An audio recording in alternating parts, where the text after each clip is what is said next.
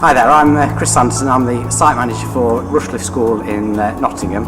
We're a growing school. We're currently at about 1,650. I was approached by the school leadership team towards the summer holidays of this year to look at ways of improving outdoor space for lunchtime breaks and possible overspill areas just for library areas and things like that, just to relaxation really for the students to meet with each other and socialise.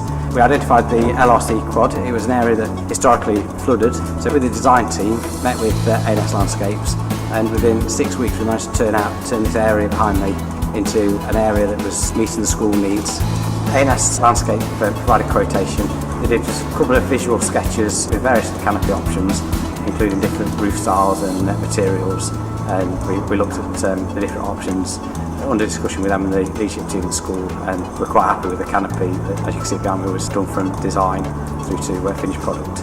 Obviously we did a little bit of research to find out what we were after, and I think this ticked the boxes.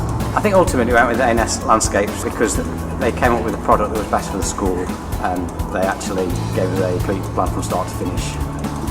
On site, they were excellent. They always signed in, they always followed the health and safety remit of the job that was spec'd out and agreed with the school.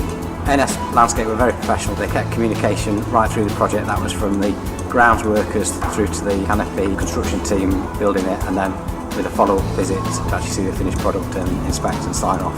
So yes, we're very pleased. I would highly recommend A&S Landscape. We're very pleased with the canopy. We've had no issues with it.